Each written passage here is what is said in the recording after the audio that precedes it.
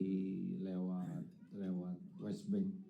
Jadi di Jordan, belanjanya di Jordan, satu truk itu biayanya 425 juta rupiah. Jadi ngirim 10 truk 4,4 miliar. Begitulah. Mudah-mudahan kita merasa malu kalau di rumah ribut, bertengkar suami istri. Kalau suami marah sama istri suruh ke Israel, ya.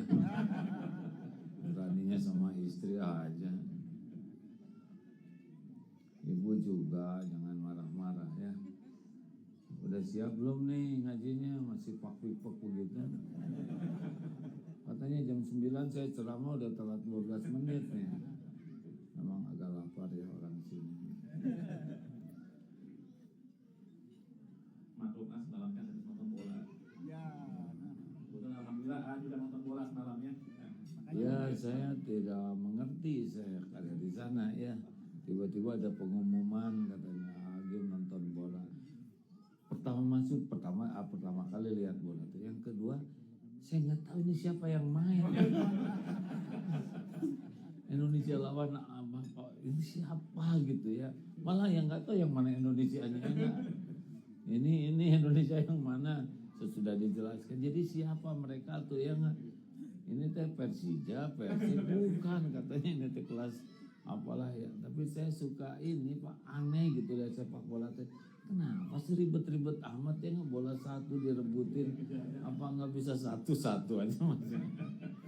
Juga nggak tega ketika penalti menang, sedih saya lihat orang-orang Vietnam persis di depan Vietnam so pada sedih, aduh. Kenapa sih nggak bahagia semua gitu ya kan? Iya kan nggak enak Pak kita bahagia di atas penderitaan orang lain ya kan? Apa gitu ya nggak? Kasihan di sini pada sedih gitu. Lain kali cobalah lebih. Kalau main futsal di pesantren semuanya bahagia, mau gosok ya. Tapi ya begitulah dunia ya. Hanya untuk sepak bola polisi segitu banyaknya, betul? Petugas segitu banyaknya, kasihan polisi. Saya juga kasihan yang nontonnya pada sholat enggak? Sholat. Alhamdulillah. Tapi yang sholat mah sholat, yang enggak well. Sholat buru-buru. Saya di jamaah untung ya. Dan suka mikir nih kalau lagi sepak bola kemudian meninggal semua gitu ya. Apa gitu nanti kita teh ya. Enggak meninggal semuanya. Percaya Pak kalau saya ceramah di sini masing-masing punya kegiatan ya. Iya biasa. Benar. Saya ceramah udah lama sekali jadi sudah hafal betul Pak. Dikasih waktu ya Bu. Ibu boleh makan tapi jangan sambil ngobrol ya. Yang boleh ngobrol cuma anak-anak karena dia nggak ngerti. Thank ya. Bismillahirrahmanirrahim. Bebas. Feel free mau duduk di mana. Ya, baik kita buka. Bismillahirrahmanirrahim. Assalamualaikum warahmatullahi wabarakatuh. Waalaikumsalam. Alhamdulillahirabbil alamin. Wassalatu wassalamu ala asyrofil anbiya'i wal mursalin sayyidina Muhammadin wa ala alihi washabihi ajmain. Amma ba'd. Pertama-tama mari kita panjatkan puji dan syukur kehadirat Allah Subhanahu wa taala karena nikmat iman, nikmat Islam dan nikmat kesehatanlah yang membuat kita semua dapat berkumpul di pagi yang spesial ini di acara temu kami bersama guru kita tercinta Kiai Haji Abdullah bin Nastiar atau yang sering kita panggil dengan nama Agim. Salawat dan salam senantiasa kita curahkan kepada junjungan kita baginda Rasulullah Muhammad SAW, kepada keluarganya, kepada sahabatnya, kepada para khulafaur rasyidin dan kepada para pengikutnya. Semoga kita semua mendapatkan syafaatnya di yaumil akhir nanti. Amin. Bapak dan Ibu, hadirin hadirat sekalian yang saya hormati dan dirahmati Allah Subhanahu wa taala. Adapun susunan acara kita hari ini adalah sebagai berikut. Pembukaan, pembacaan ayat suci Al-Qur'an, sambutan dari panitia, tausiah dari Agim dan dilanjutkan dengan tanya jawab. kemudian pembacaan doa, dan ditutup dengan sesi foto bersama. Ya, ini acara yang tunggu-tunggu, sesi foto bersama oleh ibu-ibu semua ini ya. Jadi tenang saja, ada spesial khusus acara sesi foto bersama atau selfie dengan nanti di akhir acara. Hadirin dan hadirat yang dirahmati Allah Subhanahu wa taala. Ya. Untuk keberkahan acara ini, marilah kita buka dengan membaca basmalah bersama-sama. Bismillahirrahmanirrahim. Selanjutnya, mari kita dengarkan lantunan ayat suci Al-Quran yang akan dibawakan oleh Bapak Ustadz Saifullah Nawawi. Dengan hormat kepada Bapak Ustadz Saifullah Nawawi, kami persilakan.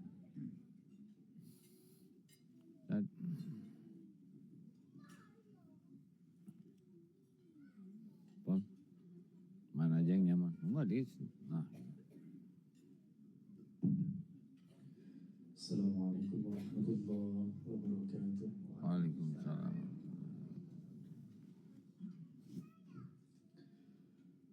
أعوذ بالله من الشيطان الرجيم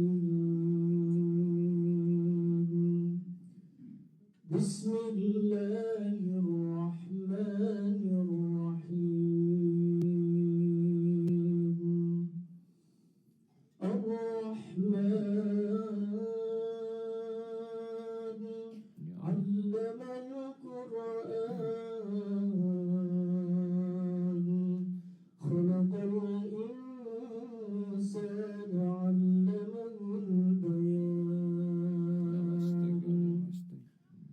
الشمس والقمر بحسبان والنجم والشجر يسجدان والسماء رفعها ووضع الميزان ألا تطغوا في الميزان وأقيموا الوزن بالقسط ولا تخسروا الميزان والأرض وضعها للأنام فيها فاكهة والنخل ذات الأكمام والحب ذو العصف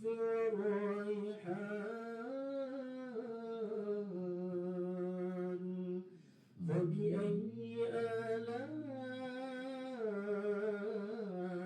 ربكما تكذبان خلق الإنسان من صلصال كالفخار وخلق الجان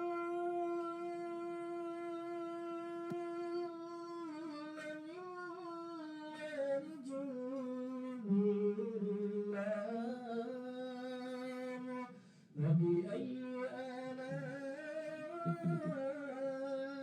ربكما تكذبان رب المشرقين ورب المغربين فبأي آلاء ربكما تكذبان صدق الله العظيم. Assalamualaikum warahmatullahi wabarakatuh. Salam, makasih. Ya. Tes, ya. Sarkan dikit lagi boleh. Betul.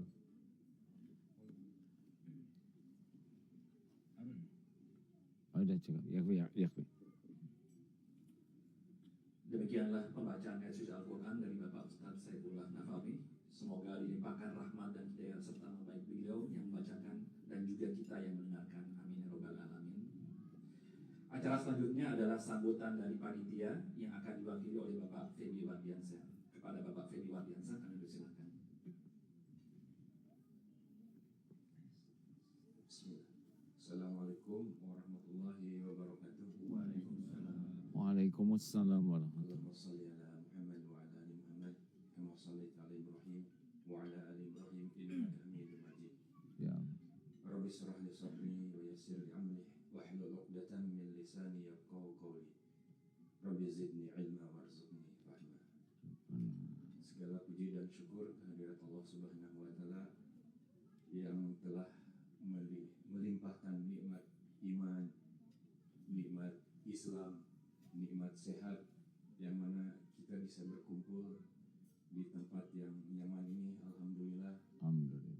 Berbeda mungkin apa yang tadi diceritakan oleh AA, kondisi saudara-saudara kita di Gaza mungkin kondisi yang sangat berat. Mungkin di dalam momen ini juga kami memohon AA nanti kita berdoa untuk saudara-saudara kita di Palestina di akhir sesi ini insya Allah. Dan kami juga mengucapkan terima kasih bapak-bapak sekalian. Dari itu ada beberapa komunitas masyarakat Indonesia, ada yang kerja di Kapco itu Qatar Petrochemical, ada satu lagi Kafco Qatar Fertilizer. Jadi rada susah orang Sunda gitu. Iya, iya. Antara fertilizer itu pabrik pupuk, yang satu lagi pabrik biji plastik gitu. Oh. Alhamdulillah komunitas orang Indonesianya banyak dan kita guyub, ada namanya paguyuban mesra gitu. Nah, sesepuhnya di sini ada Pak Sarnubi, ada Pak Ihsan, ada Pak Muhammad Amin. Ya alhamdulillah dari sekian komunitas kita bisa berkumpul, kita bisa mengadakan ada kajian-kajian seperti ini gitu.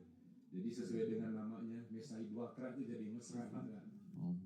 Nah, 2018 kita ketemu di Mesai itu di Kapco Club.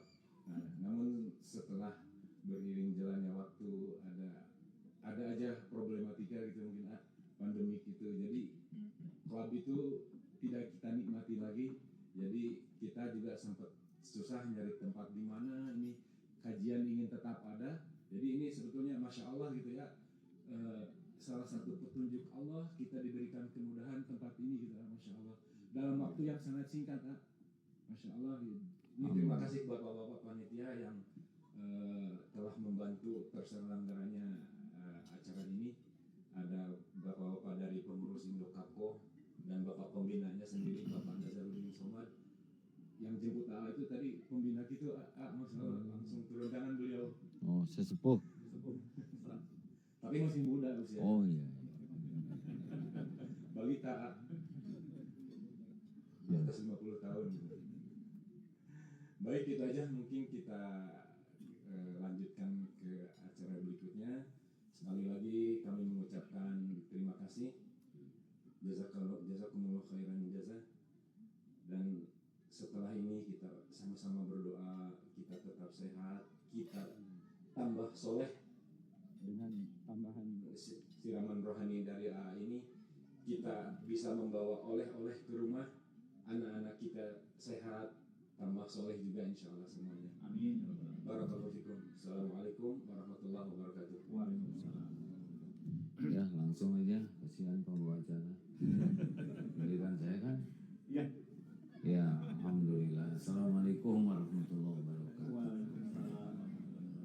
Yang menyesuaikan saja, yang terbelakang duduknya, kalau mau di sana boleh, di depan ayo. Ya. Alhamdulillah Bapak Ibu sekalian. Assalamualaikum warahmatullahi wabarakatuh. Alhamdulillahirabbil alamin. Allahumma shalli ala sayyidina Muhammadin wa ala alihi wa ashabihi ajmain. Segala puji bagi Allah yang mengatur pertemuan ini terjadi. Tidak ada satupun yang menginginkan pertemuan ini terjadi kecuali Allah. Kalau Allah menghendaki sesuatu, nanti Allah beri jalan sesuatu itu terjadi. Dan qadarullah, alhamdulillah. Syariatnya memang bukan ke Qatar, ini tujuan utamanya. Tujuannya yang pertama adalah ke Jordania, karena mencari jalan menyalurkan bantuan untuk Gaza. Tapi ada undangan lalu dipas-paskan, terjadilah takdir ini pas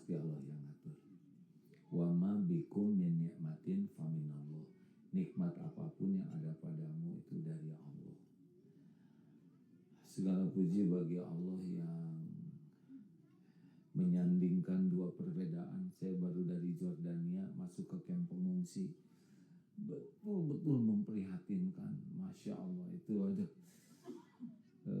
sedih sekali.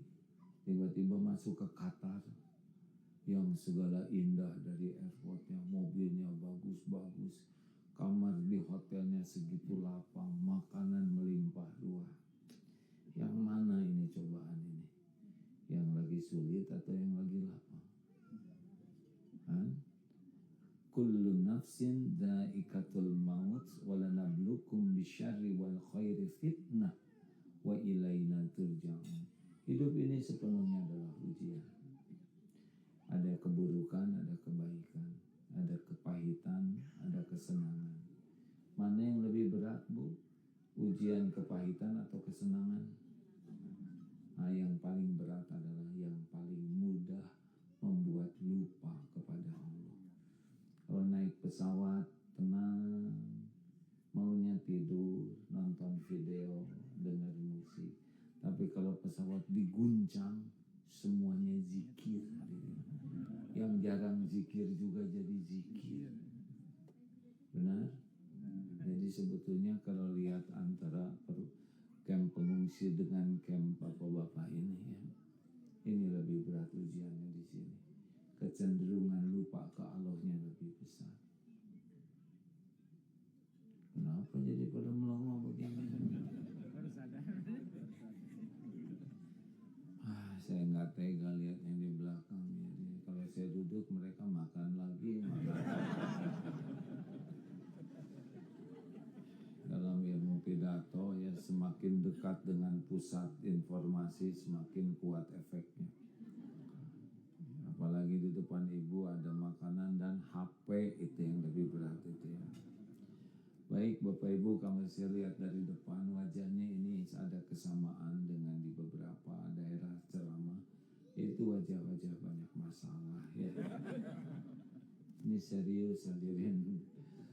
Walaupun keren gaya gitu, ya, oh kerja di mana, di Qatar, oh negara perusahaan gas, perusahaan oli dan sebagainya, tapi hati mah nggak kebeli oleh dunia. Mau mobil sebagus apapun, rumah sebagus apapun, gaji sebesar apapun, demi Allah tidak bisa membeli ketenangan hati. Karena harta itu tidak ada harganya bagi Allah, sehingga orang kafir, zolimin, munafikin, penjahat, mafia dikasih harta. Betul? Mobil yang bagus-bagus, para penjahat juga mobilnya lebih bagus dari mobil kita. Ibu bawa tas Hermes dan sebagainya. Banyak yang ngaco juga tasnya lebih bagus. Betul ini? Bu, aslinya tenang mana sih? Kalau pakai gelang berlian emas atau karet gelang, nah, lebih berat. Bukan tidak boleh punya dunia, tapi asal tahu saja dunia itu tidak jamin bahagia. Nah, karena judulnya tadi apa tuh? Perbedaan. Apa sih yang aneh dengan perbedaan? Enggak ada yang aneh. Allah menciptakan kita aja dari perbedaan. Adam dan Hawa, bukan Adam dan Asep, ya kan? Ini serius. Jadinya kita aja dengan perbedaan. Sebetulnya perbedaan itu tidak ada masalah. Yang bermasalah itu salah menyikapi perbedaan. Nikah, suami istri ingin sama, nggak mungkin lah. Istri udah jenisnya beda, infrastrukturnya beda, lahir dari keluarga beda. Makanya orang-orang yang terampil menyikapi perbedaan itu paling enjoy. Apalagi di Indonesia sekarang, ya. Mau ada pilpres, sudah pasti beda-beda, ya. Relax saja. Nah, berikut ini adalah apa sih yang harus kita lakukan dalam menyikapi perbedaan dalam hidup ini. Aslinya Pak, semua masalah itu bukan pada perbedaan, tapi pada hati kita menyikapi perbedaan. Yang menjadi masalah itu adalah hati yang tengil.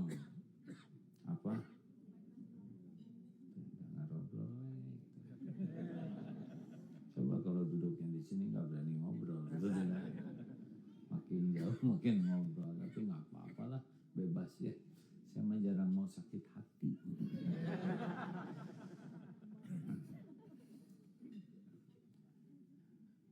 Ya saya hidup udah agak lama Pak, 62 tahun ya. Udah banyak makan garam, asam, terasi dan sebagainya. Kesimpulannya hidup ini gak ada apa-apanya. Lagi nunggu mati aja, mau ribet-ribet amat mau ngapain, betul? Makanya pemilu-pemilu yang lalu saya mendukung, sekarang cukup aja berdoa semoga kita dapat pemimpin yang soleh. Cukup itu aja doa dulu. Ya ngedoa kan bagus ya kan. Diam. Jadi ibu bapak, semua masalah itu asalnya dari hati. Hati yang bagaimana? Hati yang tengil. Tahu tengil apa? T-nya takabur. Ulangi. Nah, orang yang sombong tuh pasti bermasalah hidupnya. 2, E-nya egois. Ulangi. Ini penyakit nih. Yang 3, N-nya norak. Tahu norak? Ria lah, show off. G-nya galak. Jadi orang-orang yang emosional tuh udah itu udah bagian apes saja hidupnya. I-nya iri dengki.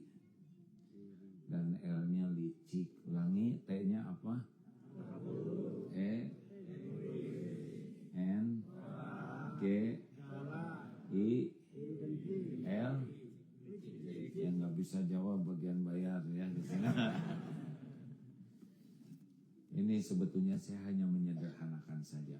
Pantangan besar dari pengajian ini adalah jangan ingat orang lain. Karena pasti gagal nanti dia memperbaiki diri.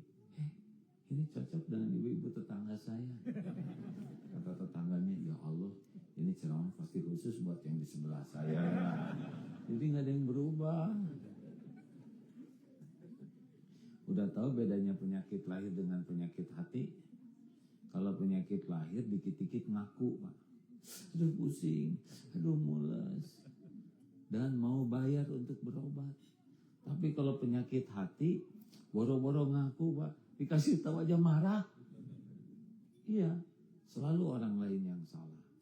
Makanya sulit sekali orang itu menikmati hidup yang fokusnya hanya kesalahan orang lain. Takabur. Apa takabur? Orang yang sombong itu dia tidak nyaman, ya. Jadi kalau orang yang berpenyakit hati, berpenyakit badan aja tidak enak. Apalagi berpenyakit hati, Pak. Ada orang yang badannya sehat tapi tidak bahagia. Yang banyak bunuh diri justru yang sehat-sehat, tapi hatinya sakit. Nah, gini Pak, Nabi Adam melakukan dosa. Iblis juga dosa. Tapi Nabi Adam diampuni, iblis dilaknat selama-lamanya.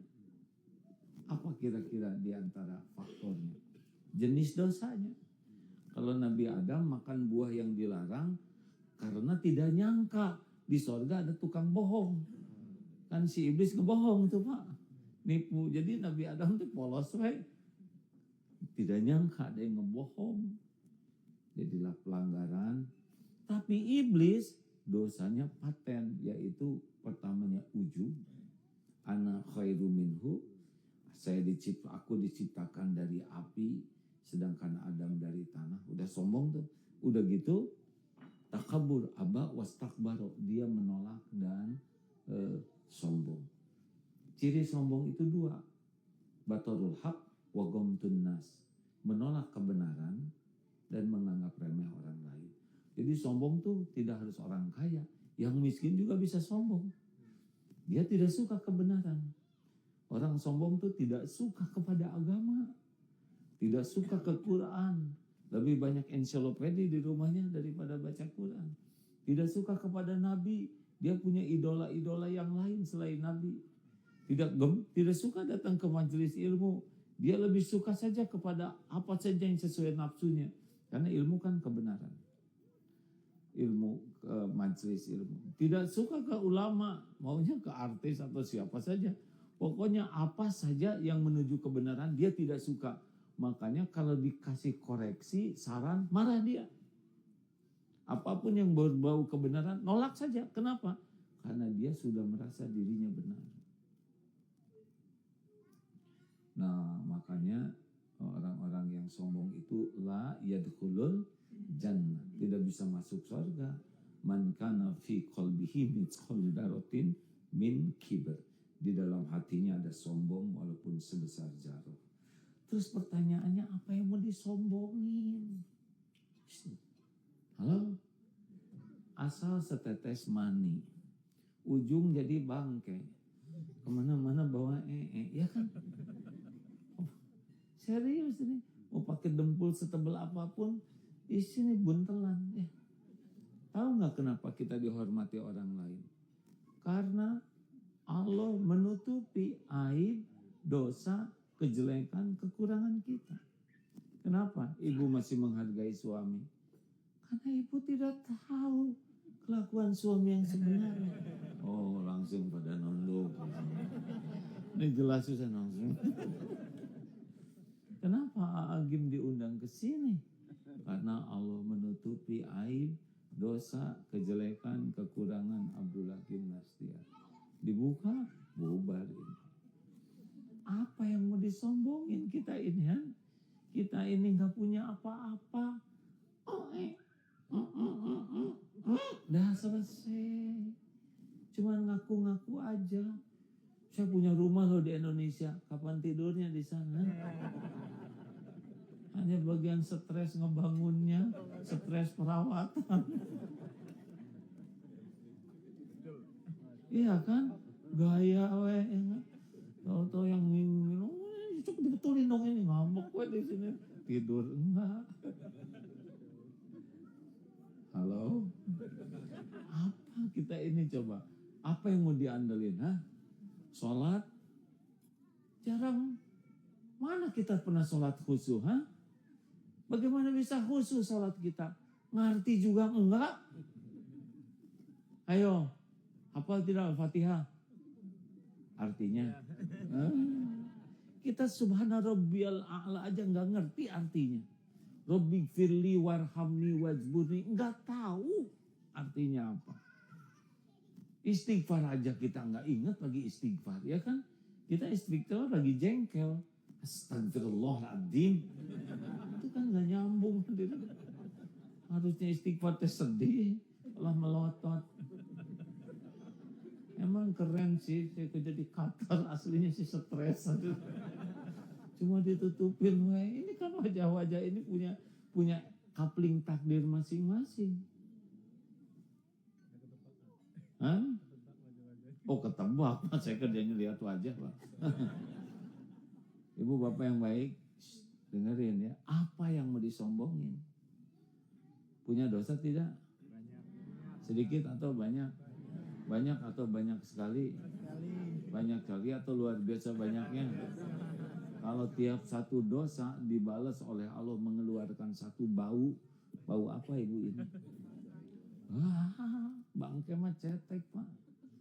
Kalau setiap satu dosa bapak dibalas oleh Allah, satu dosa mengeluarkan satu belatung.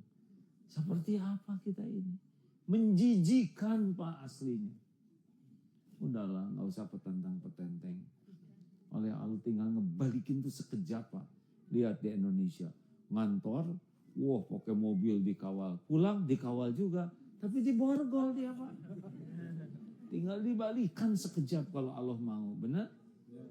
Jalan tercepat untuk jatuh adalah sombong. Semua yang sombong itu jatuh. Udah nggak bahagia, dibuka oleh Allah, jatuh. Hati-hati itu. Udahlah, mendingan tawadu. Wa ma tawadu'a ahadun lillah illa rafa'ahullah. Tiadalah orang yang rendah hati kecuali Allah mengangkat derajatnya. Gitu. Jadi nggak usah. Apa cirinya orang yang rendah hati? Selalu rindu nasihat, rindu saran, rindu koreksi. Dan kalau dikoreksi, nggak usah sibuk bela diri. Tinggal perbaiki diri, betul? Saya jadi ingat nasihat dari seorang bapak-bapak tuh, ada umur 70 tahun, sehat, awet muda, seger. Terus si kakek nih, kayak kakek umur 70 seger terus. Apa sih rahasianya? Saya sih cuma satu kuncinya. Apa kek? Saya tidak suka berdebat, tidak mau berbantah-bantahan. Oh iya kayak gitu? Iya. Jadi menurut kakek, kalau kita nggak berdebat, kemudian jadi sehat, segar, awet muda. Kalau menurut saya sih kayak nggak mungkin kayak gitu loh kek. Saya setuju dengan pendapat saya. Udah dibilangin nggak mau berdebat. Ngerti nggak nih? Yang nggak ketawa nggak apa-apa, nggak. Saya nggak berdebat. Kita mah semua didebatin, termasuk sepak bola. Udah jelas selesai ya kan, diobrolin. Coba kalau tadi tendangan bebasnya masuk, udah jelas nggak masuk ya kan. Aneh. Udah nonton bareng terus diobrolin, mau ngapain nih, nggak ada kerjaan. Loh. Sebab kalau Indonesia kalah, kita nggak bisa masuk. Udah jelas menang, siapa yang kalah? Makanya saya mah nggak minat lah banyak ribet-ribet gitu teh Pak. Udah nonton istirahat ngaji udah itu nonton pakai headset sini ngaji ya hantem dah. Habis gimana semua udah tertulis di Lauh Mahfuz Pak. Makanya orang suka ngepada suka kalau nonton udah jangan nonton sama Agim karena pasti udah tertulis di Lauh Mahfuz. Saya cuma satu-satunya yang menarik dari sepak bola kemarin itu adalah saat menjelang selesai Pak, kan si kipernya lari ke situ tuh ya. Waduh, saya lihat hebat nih kiper olahraga, jagain gawangnya kosong. Dunia mah kayak gitu. Udah beres, udah selesai, betul tidak? Tapi yang saya kagum dari sepak bola tuh selama hampir 2 jam mereka kan 2 set 45 plus istirahat ya. Tidak ada satupun yang bawa HP. Itu yang saya kagumkan. Kita mah sholat juga begitu. Sholat langsung kodko mati sholat, kodko mati sholat. Kita mah HP terus, betul tidak? Istri, suami, istri ngobrol apa? Mami mau tidur dulu ya. Tidur, tutup selimut. Tiba-tiba bercahaya kan. Sampai suami nge-WA Ustad, istri saya apa wiridnya? Kok bercahaya wajahnya? Di balik selimut buka HP melulu. Bu, Pak, nggak usah petantang-petenteng kita ya. Sekejap kalau Allah mau melumpuhkan kita tuh, yang gagah-gagah sekejap. Ini aja ngantor-ngantor belum tentu kan ngantor terus. Kalau tiba-tiba tidak boleh ngantor, kan di sini begitu Pak. Tiba-tiba nggak bisa ngantor. Saya tahu karena curhatnya ke saya ya kan. Aduh, katanya istri lekwe ya. Orang-orang yang stres itu kan karena kurang yakin ke Allah. Tahu nggak stres itu apa artinya? Kebanyakan mikir, kurang zikir. Duit terus yang dipikir, gaji terus, mau dibawa kemana? Mati juga nggak dibawa, betul tidak? Makanya mulai sekarang mah merunduk. Jangan lihat orang lain lebih rendah, lihat yang lebih muda. Oh ini ibu-ibu muda, berarti dosanya lebih sedikit dari saya, gitu. Nah ini udah pada tua nih, berarti amalnya lebih banyak dari saya. Tapi itu bikin salah. Siapa tahu kesalahan itu yang bikin taubat. Karena ada tuh ibu-ibu yang di penjara, tapi di penjara jadi hafal Quran. Benar? Kita tidak tahu rahasia Allah. Kenapa ibu-ibu ini belum hafal Quran? Karena belum.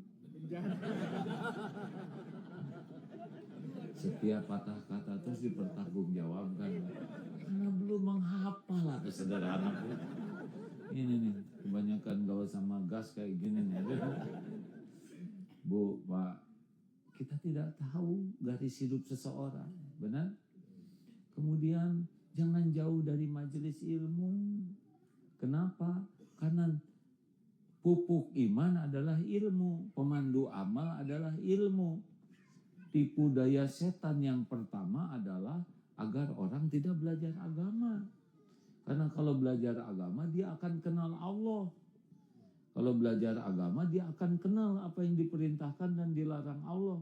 Dia akan tahu konsekuensi. Maka kalau ingin tahu apa yang mati-matian setan lakukan, pasti menghalangi kita belajar agama. Baru yang kedua, menghalangi kita mengamalkannya. Karena karunia Allah yang terbesar itu, man yuridillahu bihi khairan yufaqihu fiddin.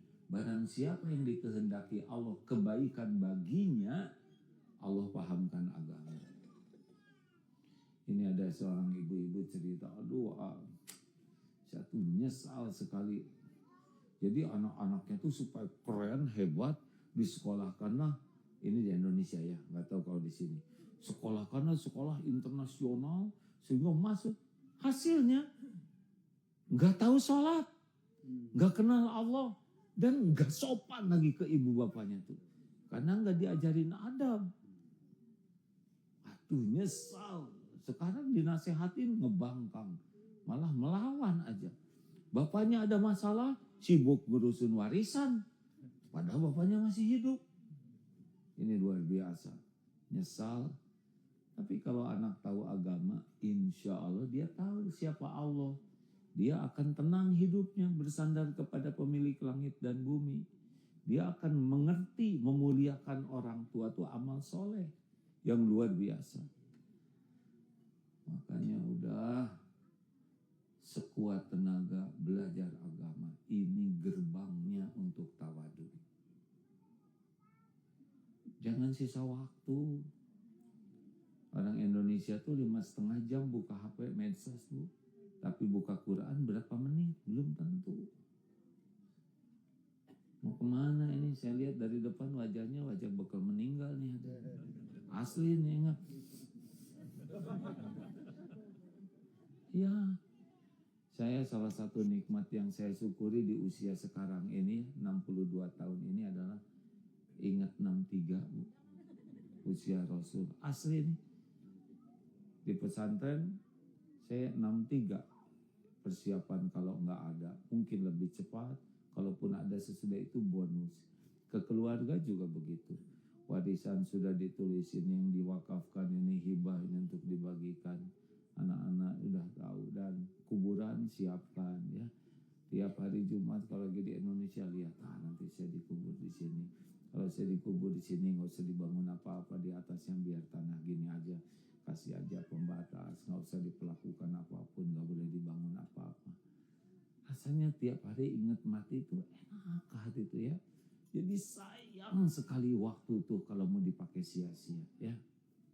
Ketemu anak sayang kalau nggak mau sia-sia. Ini aja mau terbang tuh kan, emang yakin bakal mendarat lagi? Berapa banyak yang mendarat di laut ya kan? Kan nggak ada jaminan Pak. Ini saya pulang ke Indonesia besok. Apa yakin saya masih hidup? Nggak ada jaminan sama sekali. Mau ngapain kita riuh aja dengan dunia? Mau dibawa kemana? Dibawa kemana? Mau dibawa kemana? Ada teman itu bos pabrik semen, ngomongnya itu semen terus. Terus saya nanya, ini bos kok semen terus? Habis saya dengan semen itu sudah sejiwa. Ya terus kalau meninggal mau dikubur pakai semen, mau nggak dicor? Wah jangan, nggak mau dong. Ini ajalah kepalanya dimasukin ember terus dicor, mau? Nggak mau. Mikir, emang bakal panjang umur? Nggak usah petentang-petenteng, biasa-biasa aja. Just the way you are. Apa artinya? Dilarang merokok.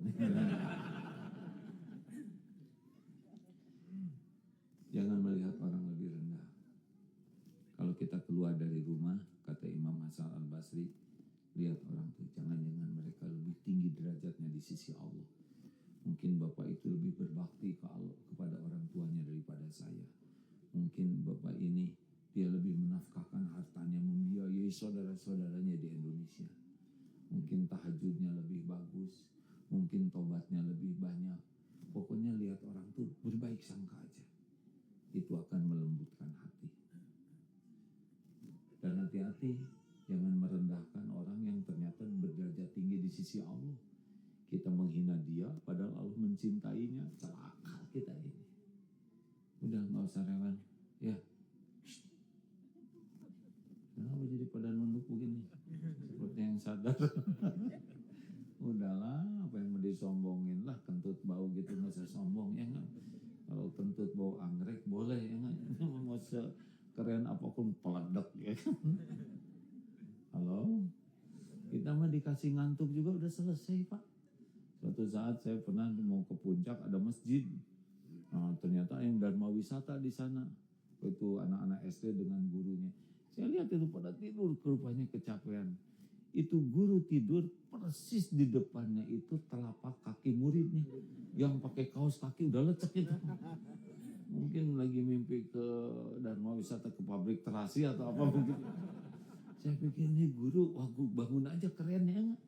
Lagi tidur, kaos kaki di sini diam. Suatu saat lihat di kelas bisnis naik pesawat, suami istri pakai kacamata hitam. Saya nggak mengerti.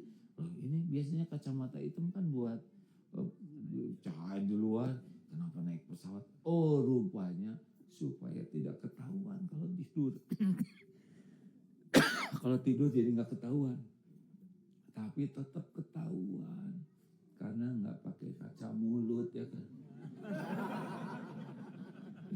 Di sini pakai jas mangap. Aduh, lagi tidur merepot kita ini di luar kendali, Pak. Ya kan? Halo?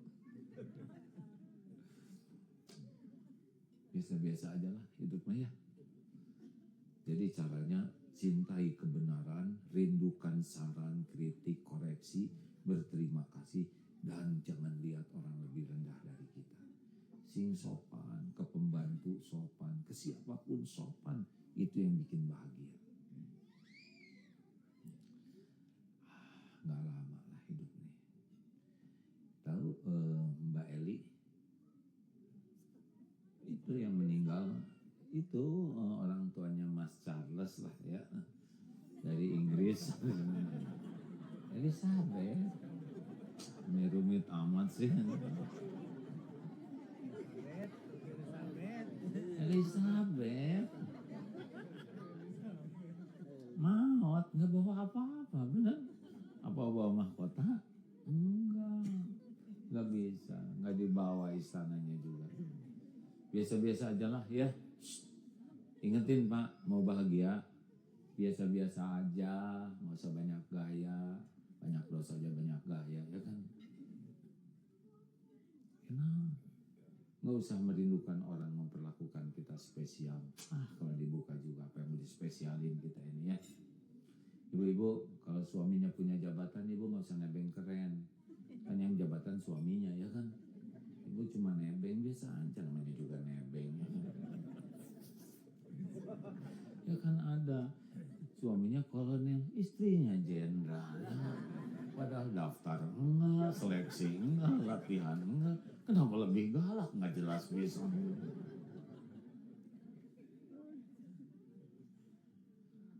Kelihatannya menderita nih ceramah ini nih. Saya lihat wajahnya seperti tertekan. Salah nih ngundang si Agim ini. Sebelum pengajian mau keren. Itu baru satu. Udah lanjutin biar cepet selesai egois. Orang egois tuh nyebelin Pak. Ego normal, tapi egois jadi abnormal. Ini pulang dari masjid nyari sendal masing-masing normal ya kan. Tapi ngumpulin sendal yang bagus-bagus jadi bawa kabur maling. Pak itu para koruptor itu benar-benar orang-orang yang egois. Pasti nggak bahagia. Karena bahagia itu tidak pada maksiat. Bahagia itu kan kuncinya dua. Pada amal soleh dan iman dan amal soleh. Jadi kalau ingin bahagia itu kuncinya dua. Tingkatkan iman, jadikan aktivitas jadi amal soleh, udah bahagia tuh di sana. Nggak ada kaitan dengan uang, kedudukan, wah enggak, itu cuma casing, nggak ada apa-apanya itu. Casing. Makanya nggak usah terlalu gimana tentang pilpres itu biasa aja. Pertama, capresnya bukan suami ibu, ya kan? Ya. Yang kedua, belum tentu hidup bulan Februari, ya kan? Ya kan? Yang ketiga, Tuhan kita itu Allah, bukan presiden.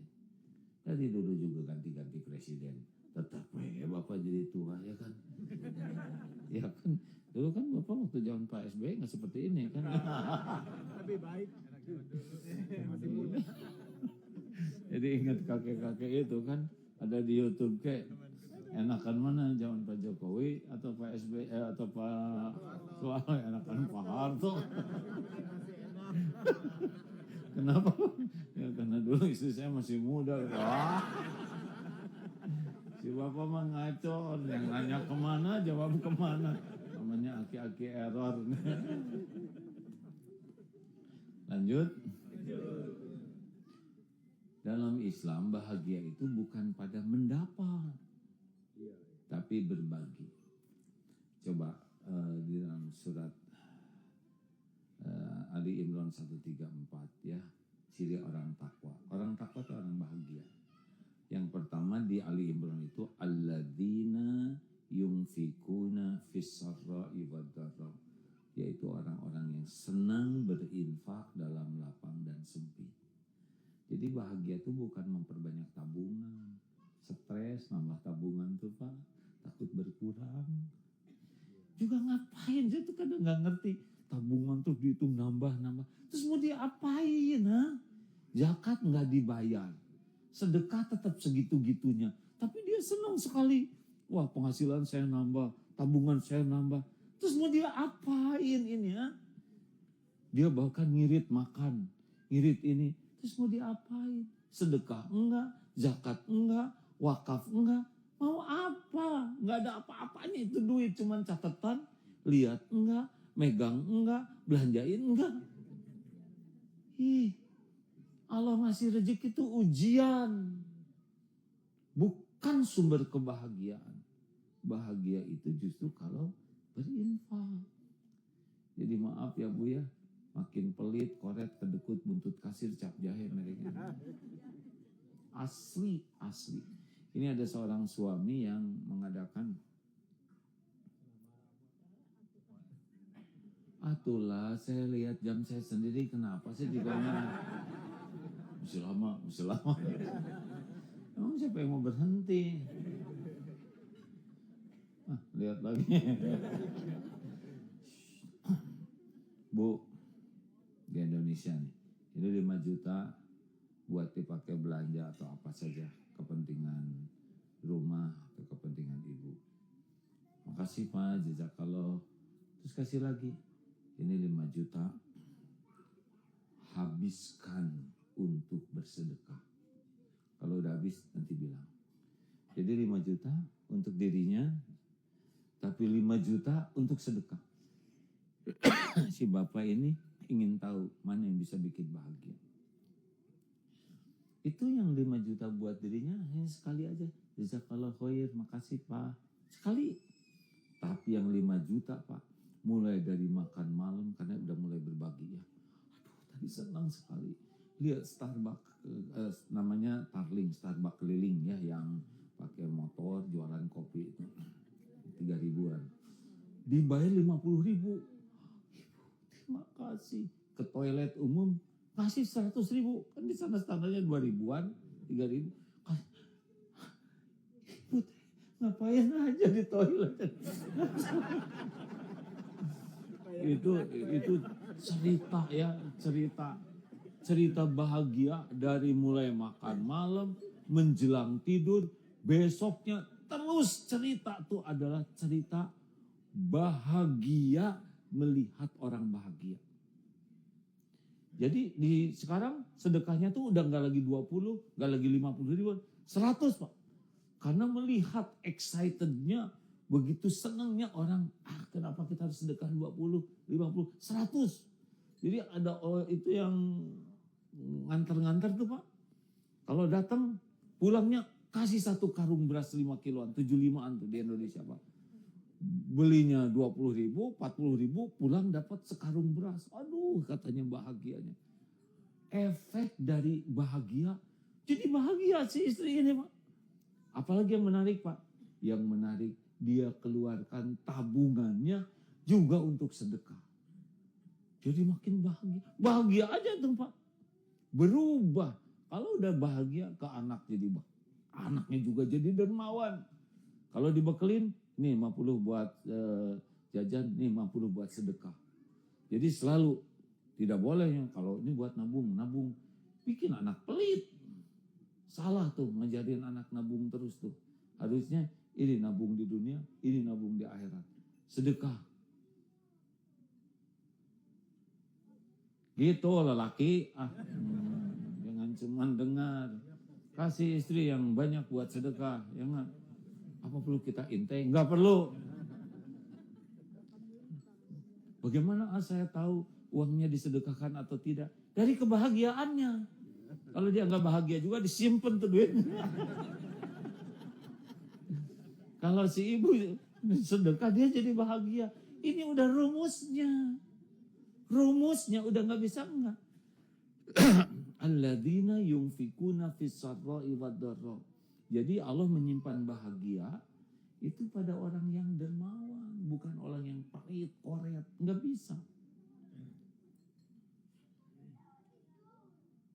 Malah mikir semua.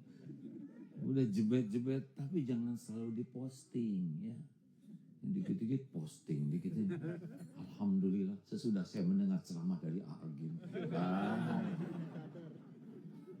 Insya Allah besok sudah. Boleh nggak? Boleh diposting. Yang diposting sedikit, tapi yang tidak diposting banyak. Nah nggak usah ini nggak usah terlalu kebanyakan mikir ya. Bu, Pak, ini penting. Al-Baqarah 195. Wa ahsinu innallaha yuhibbul muhsinin. Dan berbuatlah ihsan beyond expectation. Jadi kalau mau sedekah tuh beyond, di atas ekspektasi orang. Dan sedekah tidak harus dalam bentuk uang, dalam segala kebaikan. Pak. Ya. Jawab Pak. Mikir. Pak, yang sederhana aja mikir Bapak, kebanyakan mikir. Pak. Ya. Bapak mau caranya supaya istri jadi baik, nurut, sayang ke Bapak? Mau? Mau. Gimana caranya? Sebutin gimana caranya. Banyak nasihat, nggak mempan. Pak, nggak bisa nasihat Bapak gimana mempan sama istri. Istri udah tahu modal Bapak ya kan. Nasihat apa yang cocok, ada yang cocok. Harus baca Quran. Ya, Bapak ikro jadi dua nggak naik-naik. Apa coba nasihat kita buat istri yang nggak ada yang mempan. Tapi ada Pak dalilnya. Wa ahsin Al-Qasas ayat 77. Tadi Al-Baqarah 195. Wa ahsin kama ahsanallahu ilaik. Berbuatlah yang terbaik. All beyond sebagaimana Allah berbuat baik padamu. Coba Bapak. Udahlah Ibu nggak usah dengerin ceramah saya, nasihat lelaki aja. Bangun, lihat istri, doakan ya Allah. Nggak usah kedengaran. Ya Allah, muliakan istriku ini, muliakan akhlaknya, ampuni dosanya, bersihkan hatinya, limpahi pahala yang melimpah Tuhan. Jarang lelaki ngedoakan istrinya pas bangun. Ya Allah, berikan saya ketabahan. Tambah jadi ujian. Ini saya ngetes ke beberapa teman-teman. Bangun tidur ya. Kalau istri biasa bangun minum misalkan. Bangun tidur siapkan air hangat. Set di depan tempat tidurnya. Bu, kalau minum. Istri ke kamar mandi misalkan. Segera rapihkan tempat tidurnya. Diamlah Bu, nggak usah banyak komentar. Saya jadi tahu. Rapihin tempat tidur. Jangan setengah-setengah, Pak. Rapi. Nanti istri keluar dari kamar mandi, kalau memang ke kamar mandi perlu anduk, kita siapkan anduk sebelum tidur. Pulang kita ke kamar mandi, selesai kamar mandi kita gosek. Jangan keluar dari toilet kecuali kita gosek, kita bersihkan. Gak makan waktu banyak, ya kan? Kalau makan gak usah banyak permintaan. Apapun yang diberikan, ucapkan terima kasih. Selesainya udah biasalah standar. Kita cuci, kita bereskan. Apa yang bisa kita bantu, bantu. Istri mau naik mobil, bukakan pintu kalau bisa. Bu, keren tidak Bu? Suka, Keren tidak kalau suami ibu begitu?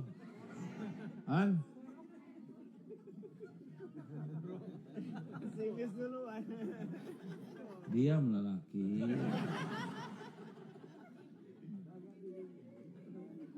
Terus gimana kalau istri melakukan kesalahan? Nanti saya akan beritahukan rumusnya ya. Bu, kalau ibu melakukan kesalahan, maunya dimarah oleh suami, dicuekin, atau dinasehati dengan lemah lembut? Dimarah mau tidak? Dicuekin mau tidak? Catat. Nasihatnya di depan anak-anak atau secara pribadi? Catat. Jangan nasihatin istri di depan anak-anak. Nasihatnya panjang lebar atau ringkas? Bertele-tele atau simpel? Perlu diungkit-ungkit yang lain atau tidak? Maukah diungkit-ungkit yang lalu? Jawab. Catat. Jangan pernah ngungkit-ngungkit yang lalu-lalu. Gitu Bu? Udah gitu, ibu mau dimaafkan tidak? Dimaafkannya sesudah minta maaf atau sebelum minta maaf? Catat. Maafkan sebelum minta maaf. Udah gitu, udah dimaafkan, terus suami langsung ngasih uang, mau? Hah? Mau tidak? Bu, keren tidak suami ibu kayak gitu? Hebat tidak? Amazing tidak? Kalau suami ibu seperti itu, ibu mau gimana? Jawab, ha? Mau rewel tidak? Mau marah-marah tidak? Mau menghormati suami? Mau nurut? Tuh Pak. Wa ahsinu innallaha yuhibbul muhsinin. Jelas tidak nih? Tergantung kitanya bro. Ngerti enggak ini lelaki? Oh kejauhan. Saya juga udah pernah kayak gitu tapi baru juga gini, pasti ada maunya. Gitu. Ada juga Pak yang suami ngamalkan ini, istri jadi sadar sekarang.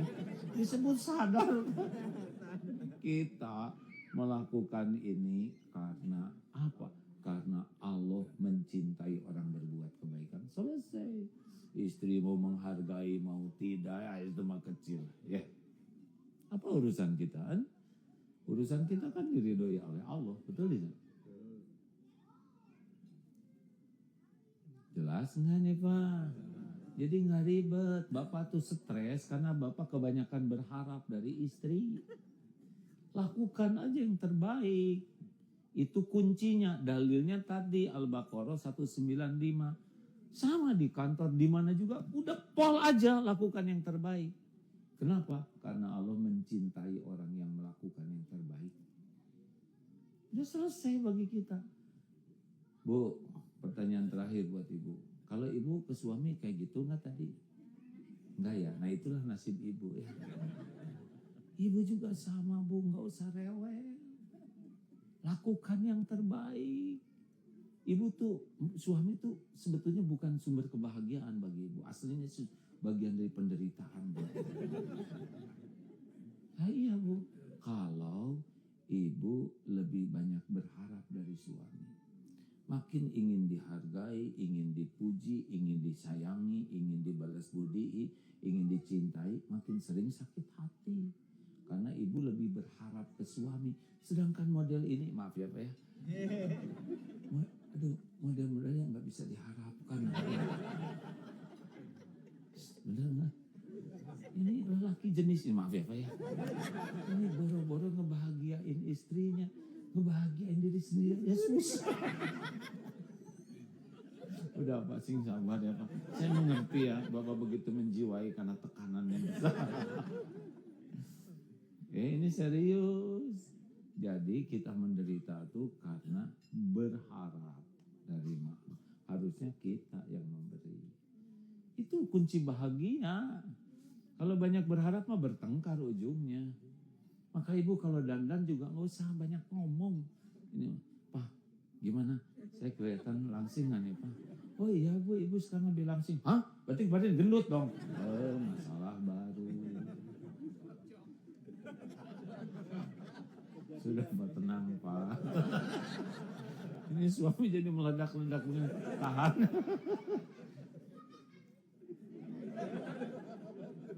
Anak belum tahu penderitaan udah tua. Efek, kena efek itu. Pokoknya balik konsepnya ya, konsepnya. Bahagia memberi, bukan menerima. Didik untuk selalu memberi. Karena khairun nas anfa'uhum linnas. Sebaik-baik manusia yang paling banyak bermanfaat. Jadi Bapak banyak duit nggak ada apa-apanya nggak. Tapi banyak sedekah baru ada apa-apanya. 3. Apa? Nora. Orang yang Nora itu yang show off. Oh, ini paling penderitaan ini show off tuh Pak. Ibu pengen kelihatan langsing, jadi tahan napas kemana. Jadi matanya terbeliak karena kekurangan oksigen. Atau dan nahan wae. Yang ingin kelihatan putih direndam semalaman. Yang ingin capek. Pokoknya orang yang menderita tuh orang yang ingin dinilai lebih dari kenyataan. Ingin kelihatan kaya, ingin kelihatan keren, ingin kelihatan macam-macam lah. Pokoknya kalau udah pengen dipuji, dikagumi orang, udah wilayah penderitaan. Udah gitu, nggak ada yang muji, pasti menderita Pak. Bu, Ibu, khusyuan mana? Sholat atau dandan? Jujur, jangan langsung soleha. Asli dulu. Iya, kalau dandan kan pengen dilihat. Bolehkah seorang wanita ingin kelihatan cantik? Untuk siapa? Suami siapa?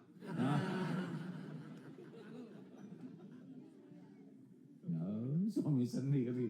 Justru di depan suami ibu lepet seperti itu. Bu, Ibu, masih kuat nggak ini? Untung dikasih makan dulu katanya. Makanya yang enak hidup itu adalah just the way you are. Berani. Kita ini maaf ya, dulu saya kesini tahun 2016, 18 ya, belum seputih ini kita kan Pak dulu Pak. Sekarang banyak yang sudah meninggalkan dunia hitam karena memutih. Sama janggut saya juga makin putih ya. Kita harusnya enjoy. Menjadi tua itu sesuatu yang dinikmati. Kenapa kita takut tua? Kenapa kita takut beruban? Takut keriput? Gak mungkin kita muda terus.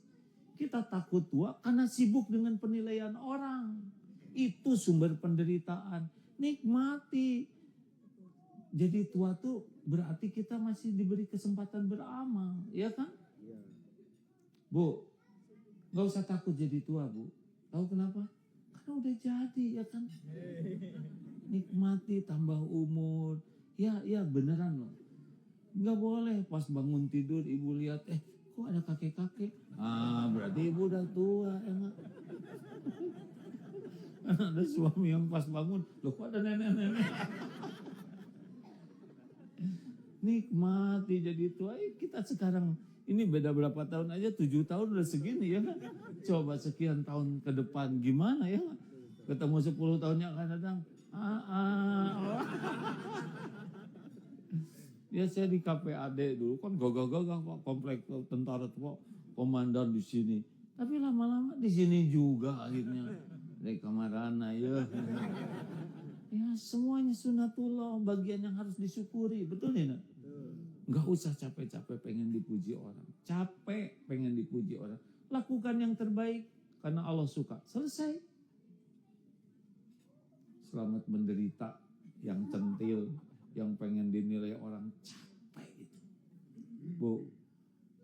Bu, bukan tidak boleh punya yang bagus. Makin mahal, makin bagus, makin keren, makin nyiksa. Iya. Coba ke masjid. Siapa yang paling gelisah? Yang slopnya baru, mahal, dan belum lunas. Yang jernih mah yang lepet, biasa. Suatu saat qadarullah ya, ada yang ngasih sepeda. Dulu saya tidak mengerti pas sepeda lipat itu ya. Ada yang ngasih sepeda. Saya termikir, ini ada sepeda spesial buat hadiah tuh. Tapi saya mikir, kenapa saya disadiain sepeda mini ya? Kan nggak enak ya nggak? Orang udah sepuh, kiai naik sepeda mini, perasaan begitu. Jadi saya naik sepeda tuh supaya orang yang ngasihnya dapat pahala gitu ya. Saya naik aja, tapi nggak pas lah hatinya tuh yang. Gimana sepedanya? Terus saya nanya kenapa saya kasih sepeda mini? Itu tuh bukan sepeda mini, itu tuh sepeda lipat yang lagi ngetop. Coba browsing, pas dilihat iya sepeda brongos itu ya. Itu tuh cuma 1.000 di dunia teh. Ini yang paling, yang apa tuh, yang limited edition. Oh ya, pas dilihat harganya, mahal. Kita mah jadi beda naik sepeda jreng. Ternyata berefek Pak. Jadi ada ujung. Tapi ada lagi tambahannya. Mau parkir di masjid jadi stres. Takut hilang. Mau subuh-subuh takut dibegal. Terus saya coba sekali lagi saya naik sepeda pembantu gitu ya. Jernih hati itu. Karena yang maling juga nggak ada yang mau ya karena. Baru saya belajar, makin mahal, makin keren tuh susah jaga hati itu. Takut rusak, takut hilang, takut kegores, ya kan? Lebih capek. Tapi kita mati-matian tuh pengen yang membuat kita sendiri jadi capek. Pernah suatu saat dijemput oleh mobil BMW baru Pak, karena ingin barokah.